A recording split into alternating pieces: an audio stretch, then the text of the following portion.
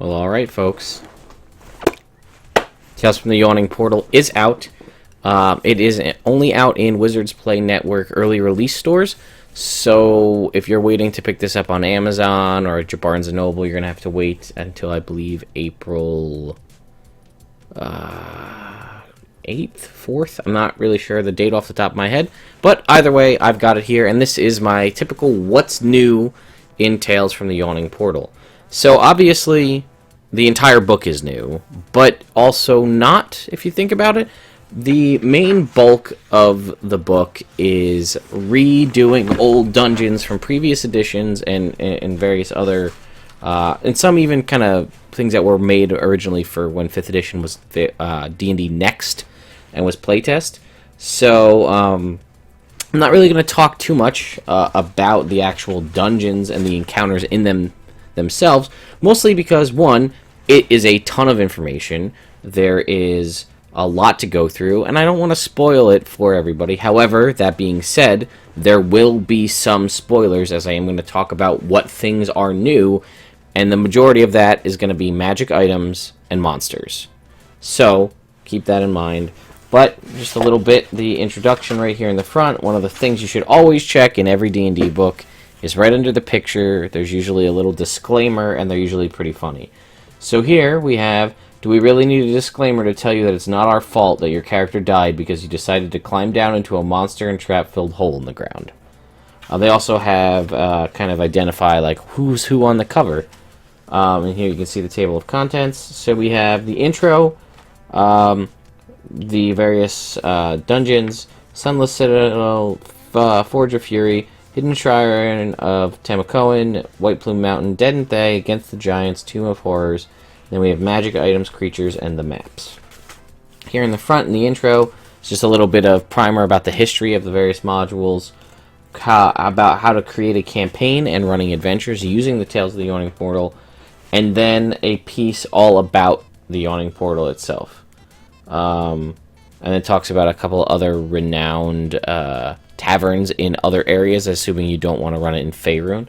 Like it mentions the Green Dragon Inn in Greyhawk and things like that. And then here we have Taproom Curios for the Yawning Portal. It's like a trinket table, essentially. How to start the story, other people within the bar, and then it rolls right into, and again, there's really nice art on these. But we're going to skip ahead here to the new magic items. So again, if you don't want to know what the new magic items are, or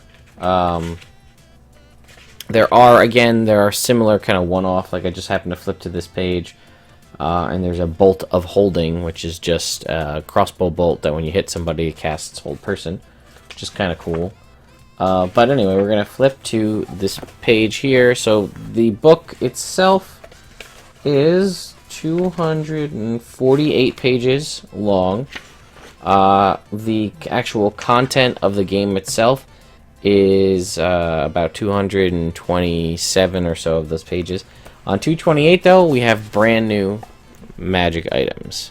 So, I'm going to go through these. I am also going to tell you what dungeon... You know what? I'm not going to tell you what dungeon they can be found in. That doesn't really help you one way or another. So, first off, we have the Amulet of Turning. This is a rare attunement item. While wearing this silver and turquoise pendant or amulet, you have advantage on saving throws against the effects of Turn Undead. If you fail a saving throw against such effect, you can choose to succeed again. You can choose to do so 3 times. Expended juices come back at dawn. Each time an effect that turns undead is used against you, the amulet glows with a silvery blue light for a few seconds. Next up is the Balance of Harmony. The scale, it's basically a set of scales, and it has one pan has a fiendish symbol, the other one has celestial, and you can use it to cast Detect Evil and Good as a ritual, but doing so requires you place it on a solid flat surface, sprinkle a pan with holy water or a transparent gem worth 1,000 gold in each pan. Right, holy water. The pans with holy water or place a transparent gem worth in, so holy water or pans, or gems rather. Scale remains motionless. If it detects nothing, tips to one side or the other for good or evil, and fluctuates slightly if it detects a creature appropriate to the spell, but neither good nor evil. By touching the scales after casting the ritual, you instantly learn any information the spell can normally convey, and then the effect ends. There is the Bracelet of Rock Magic. Oh, that was an uncommon non-attunement item. Bracelet of Rock Magic is very rare and does require attunement. While you have wear this gold bracelet, you are immune to being petrified, and it allows you to cast Flesh to Stone with a DC 15. Once the spell has been cast 3 times, the bracelet can no longer cast it. Thereafter, you can cast Stone Shape as an action. After you have done this 13 times, the bracelet loses its magic and turns from gold to lead. It's also a cursed item. Creatures of flesh that are strongly related to earth and stone, such as stone giants and dwarves, have advantage on the saving throw against Flesh to Stone cast from the bracelet. If such a creature is successful, the bracelet breaks your attunement to it and casts the spell on you. You make your saving throw with disadvantage, and on a failed save, you are petrified instantly. Next up is the Eagle Whistle. This is a rare non-attunement item. I really like this one. I think this is pretty neat, especially for those of you that are playing Rakra or, say, a Winged Tiefling character. So it's an actual whistle, and while you're blowing through the whistle continuously, you can fly at twice your walking speed. But again, you can blow into it normally if you can't fly, and you can fly at twice your walking speed. But I think it's better to do if you have wings, because then you have a backup if you stop blowing into the whistle. You can blow the whistle continuously for a number of rounds equal to 5 plus 5 times your Constitution modifier. That's the first time we've seen anything like that. Minimum of 1 round. I guess that's if you have a -5 Constitution, something like that. I don't know. I don't know. Minimum of 1 round though, or until you talk, hold your breath, start suffocating. You gotta keep continuously blowing this whistle. A use of the whistle also ends if you land. If you are aloft when you stop blowing the whistle, you fall. The whistle has 3 uses. It regains expended uses daily at dawn. Next up is the Hellhound Cloak. This is a wondrous item. It's rare, requires attunement. I don't know why I said it was a wondrous item. They're all wondrous. But rare item requires attunement. This dark cloak is made of cured hellhound hide. When you put it on as an action, you can command the cloak to transform you into a hellhound for up to 1 hour. The transformation otherwise functions just like polymorph, but you can use a bonus action to revert back. It does also come with a curse. Since it's part of a hellhound, it has the essence of a hellhound becoming attuned extends the curse to you.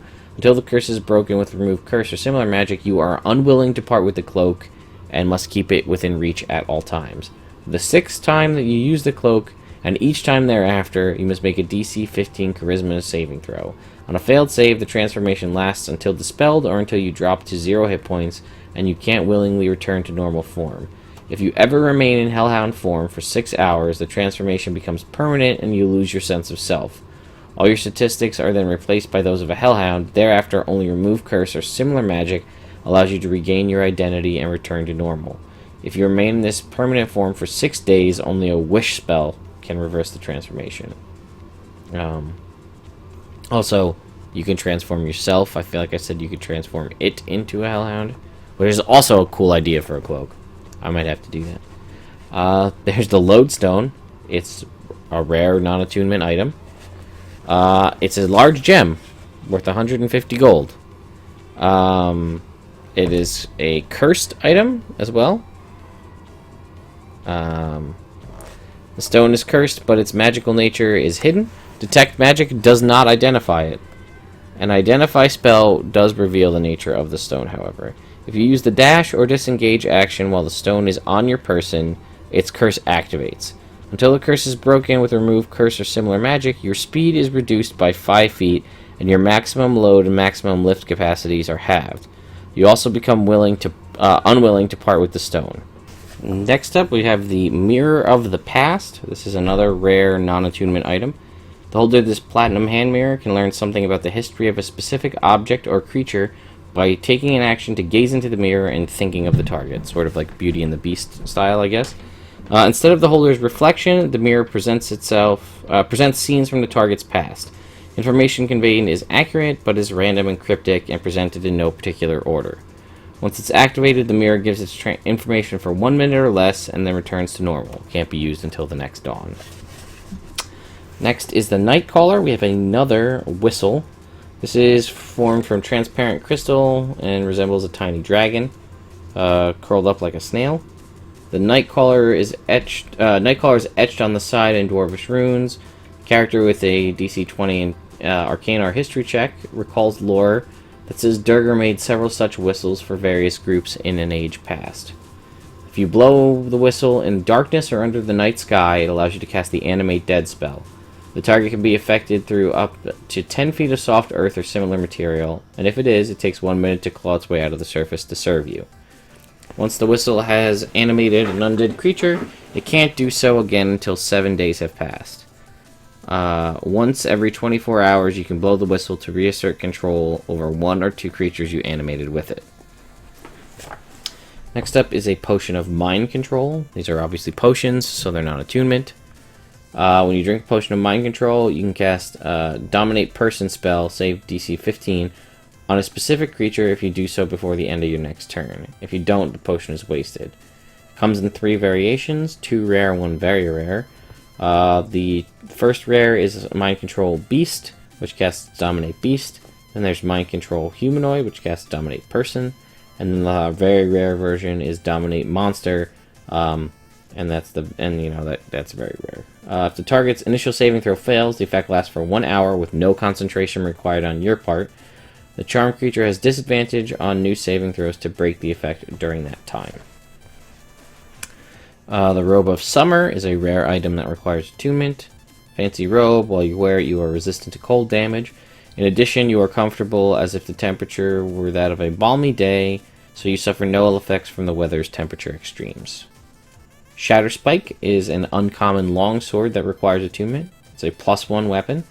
If it hits an object, the hit is automatically a critical hit, and it can deal bludgeoning or slashing damage to the object, your choice. Further, damage from non-magical sources can't harm the weapon. There is the Spear of Backbiting, which can be a spear or javelin. Very rare, requires attunement. +2 weapon. When you throw it, its normal and long ranges both increase by 30 feet, and it deals 1 extra die of damage on a hit. After you throw it and it misses, it flies back to your hand immediately. However, it is cursed. The weapon is cursed, and becoming attuned to it extends the curse to you. Until the curse is broken with Remove Curse, you are unwilling to part with the weapon, keeping it within reach at all times. In addition, you have disadvantage on attack rolls made with weapons other than this one. Whenever you roll a 1 on an attack roll using the weapon bends or flies to hit you in the back. Make a new attack roll with advantage against your own AC. If the result is a hit, you take damage as if you had attacked yourself with the spear. The Stone of Ill Luck looks like a Stone of Ill Luck when anyone tries to identify it. However, it is cursed. While it's on your person, you have a -2 penalty to ability checks and saving throws. Until the curse is discovered, the DM secretly applies this penalty, assuming you are adding the item's bonus. You are unwilling to part with the stone until the curse is broken with Remove Curse or similar magic. This one I really like. It's kind of simple. The Stone of Ill Luck is uncommon and requires attunement. The Wand of Entangle is an uncommon wand that requires attunement. It has 7 charges. While holding it, you can use an action to spend 1 of its charges to cast the Entangle spell with a save DC of 13. The wand regains 1d6 plus 1 charges daily at dawn. If you expend the last charge, roll a d20. On a 1, it crumbles into ashes and destroyed. And lastly is Waith. This is a legendary greatsword that requires attunement. It is a +1 greatsword. When you hit a creature of the giant type, the giant takes an extra 2d6 slashing damage and must succeed on a DC 15 strength saving throw or fall prone. The sword also functions as a wand of enemy detection. It regains all of its expended charges at dawn and isn't at risk of crumbling if the last charge is used. It is also a sentient sword, so Waith is a sentient weapon of neutral good alignment with an intelligence of 12. A wisdom of 2, and a charisma of 14. It has hearing and dark vision out to 120 feet, and it can speak and understand giant and common, and it can communicate telepathically with the wielder.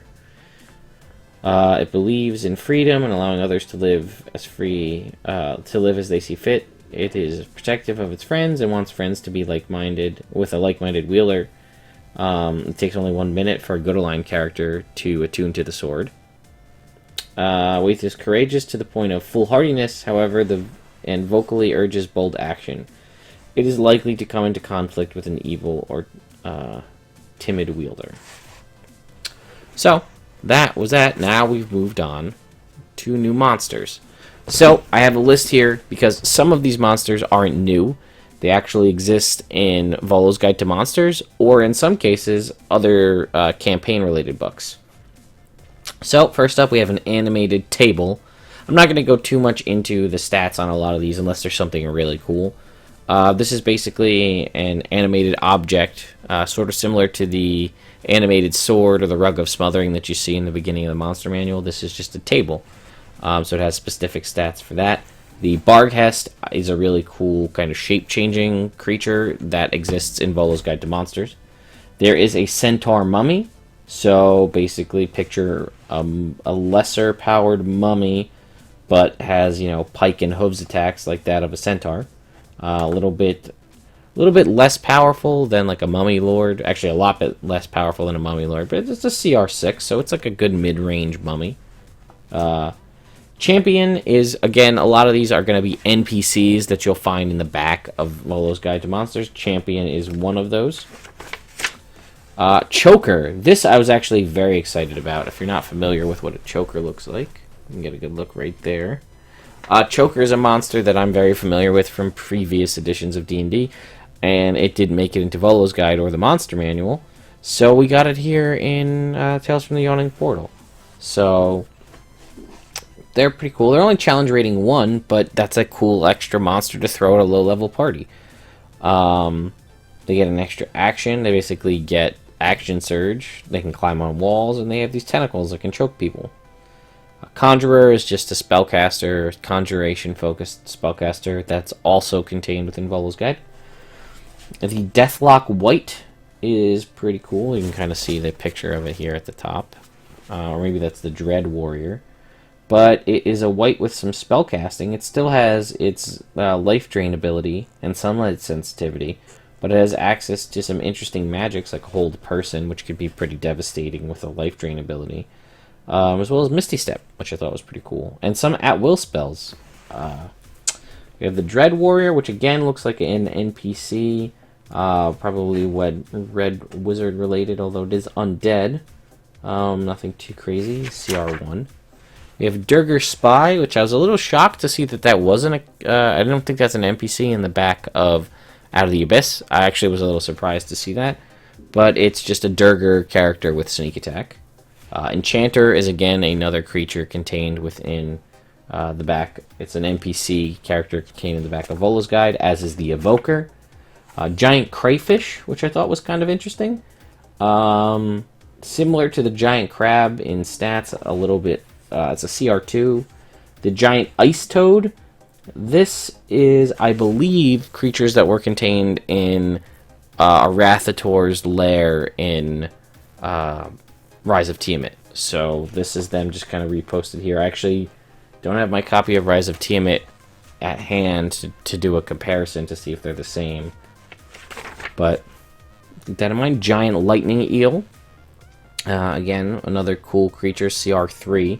And it has some interesting lightning jolt abilities.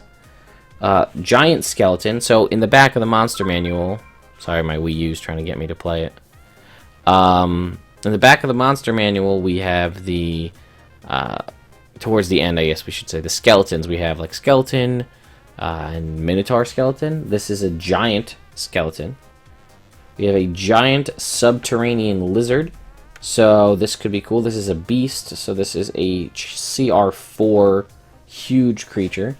This could be useful for your druids, potentially. We have a Greater Zombie, which is a beefed up zombie that's a CR5 with a ton more hit points. Illusionist is again another creature or NPC from the back of Volo's Guide. We have Kalkakilla. I'm not exactly sure. This sounds like a Shrine of Tamakoan creature. It's a monstrosity. Challenge rating 3. Looks like some sort of hermit crab style creature based on what I'm reading. It has a shell and claws.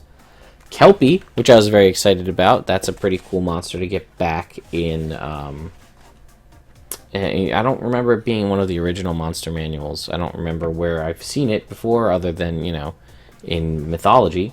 But this is cool. It's got a lot of the things you would imagine a Kelpie to have. The ability, hiding, and then some drowning abilities. Lucrota, which is this kind of nasty looking dog creature. That is also in Volo's Guide to Monsters. It's another mimicking kind of dog-like with deer hooves in the back creature. You can check Volo Guide for more of that. There's a malformed kraken.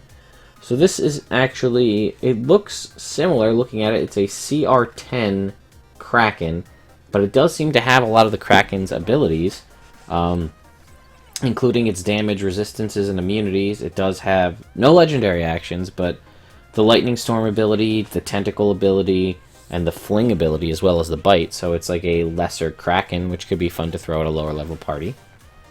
Martial Arts Adept is an NPC from Volo's Guide. Nereid is a Fey spirit. I believe they're water spirits, if my mythology memory serves. Aquatic invisibility, shape water, water lash. Yeah, so they're sort of like a water nymph, I guess you could say. They are CR2. Again, cool to throw in any kind of foresty area. Necromancer, again, another Volo's Guide. We have the Ooze Master, which is a huge undead, CR10. Has some pretty nasty looking spells. It basically looks just like it's a crazy ooze spellcaster, because it has a lot of ooze related abilities like Spider Climb and Pseudopod, but it also has a bunch of spellcasting things. That's pretty neat looking. Sea Lion, I was very excited to see this because I think they used the exact same art that was in the 3.5 monster manual for this. It's literally a sea lion. Challenge rating 5, just cool to have in there. Then we're starting to get into some specific characters like Sharwin Hucriel. I don't know. It's hard to say. This is a specific character. Looks to be druid-esque based on what I'm... Actually, no. It looks like a tree-related character. It's got some magic here. And you have Sir Braford, who is challenge rating a half. Again, another tree-related character. We have the classic Siren here. Stupefying Touch and Charm Person, things like that. Challenge rating 3. This looks like, again, a large boss character. This is Tarul Var, CR13. It has legendary actions. This is a large undead. I'm guessing this is one of the bosses, just based on looking at the abilities, Various actions. We have a ton of resistances, legendary resistance and legendary actions, as well as all the way up to 6th level spells. Pretty neat. Oh boy, am I going to try to pronounce this? Tech uses a tilactyl. Oh, I don't know. You tell me how you say this one here. I don't know. But it's a monstrosity. Looks like some sort of maybe... Oh, known as the Lord of Snails. It's like a giant slug creature. Then we have some Thayan characters here. We have a Thayan Apprentice. Challenge rating 2. Has some magic. A Thayan Warrior. Also challenge rating 2. We have the Thorn Slinger, which is a plant. Hey, a plant. We haven't seen that many plants. A challenge rating half plant. Then we have Transmuter, again, a NPC from the back of Volo's Guide. Vampiric Mist, which is, again, an undead. This is a challenge rating 3. I don't know if it has... Yeah, this basically is just a mist made, like a vampire turned into mist, I guess, but with some actual attacking abilities. Yeah, it's a the vampiric mist is embodiment of a vampire's hunger for blood. It exists only to seek out creatures and drain the life from them. Huh. Sunlight hypersensitivity, but it has a blood drain ability and a lot of resistances because it's literally mist. And then here in the back we have White Maw, which I'm guessing is another boss. This is a gargantuan ooze. So if you can imagine what a giant ooze is going to have as far as resistances and damages, it's pretty solid. Ability to corrode metal. Yeah, so what else do we have? And then lastly we have Yustrael. So this is a specific kobold that is a challenge rating 1 and has some cool magic like Mage Hand and Mage Armor and Burning Hands. Again, specific to one of the campaigns. So that is pretty much it, guys. This is a little bit shorter than I thought. Hopefully the quality of this video works out, because it looks to me like it's artifacting a little bit and kind of glitching out as I move around. Tales from the Yawning Portal will retail you $49.95 here in the US. Again, you've got the 7 adventures in the inside: Against the Giants, Dead and Thay, The Forge of Fury, The Hidden Shrine of Temacoan, The Sunless Citadel, Tomb of Horrors, and White Plume Mountain. Not only that, but you do have the access to several new monsters, so that is very cool at the very least to even use in your existing campaign, and there's no reason you can't slot one of these dungeons into your game, whether it be a Forgotten Realms game or not. In the future, I hopefully plan to go through and possibly even play through some of these dungeons here on the channel so you guys can see how they are. But why don't you guys let me know in the description below what you think of Tales from the Yawning Portal. Are you excited to get it if you haven't gotten it already? What are you most excited about? What are you least excited about? Do you think it warrants $50 price tag? I'm curious. Let me know what you think. Anyway, guys, I hope you enjoyed this video, and I'll see you next time.